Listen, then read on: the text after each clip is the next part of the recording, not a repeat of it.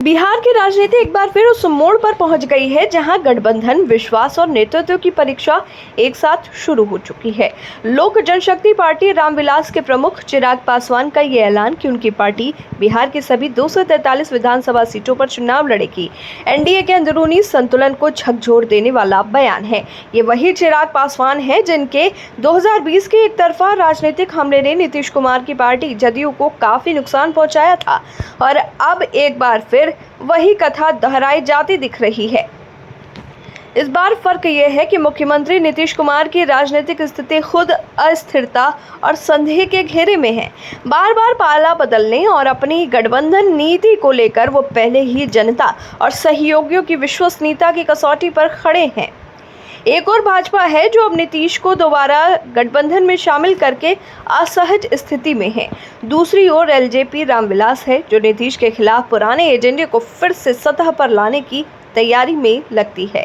चिराग पासवान का 243 सीटों पर लड़ने का ऐलान एक राजनीतिक संकेत मात्र नहीं है, बल्कि नीतीश कुमार को अप्रत्यक्ष रूप से चुनौती देने की कोशिश भी है। ये बताने की रणनीति है कि बिहार में अब एनडीए के अंदर भी कोई एकल नेतृत्व या मुख्य चेहरा नहीं है, बल्कि हर घटक दल अपने अपने दमखम पर चुनावी संतुलन तय करने की स्थिति में है। इस बयान पर भाजपा प्रदेश अध्यक्ष की चतुर चुप्पी और जदयू प्रदेश अध्यक्ष की अनभिज्ञता दोनों मिलकर ये जाहिर कर रहे हैं कि एनडीए के भीतर संवाद, समन्वय और रणनीतिक तैयारी में भारी कमी है।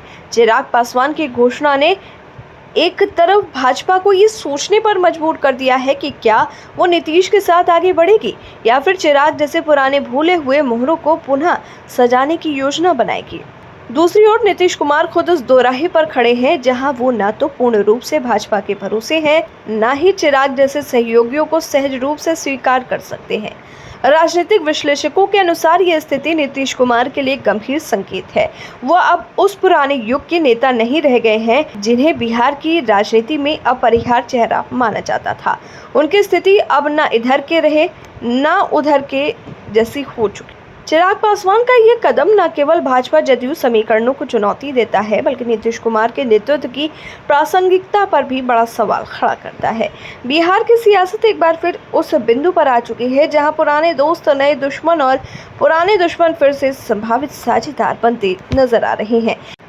ऐसे में चिराग पासवान के इस हुंकार को हल्के में लेना न भाजपा के लिए सुरक्षित है, न नीतीश कुमार के लिए। बिहार का चुनाव अब केवल सीटों का गणित नहीं, बल्कि नेतृत्व, नाराजगी और भरोसे की त्रिकोणीय लड़ाई बनता जा रहा है।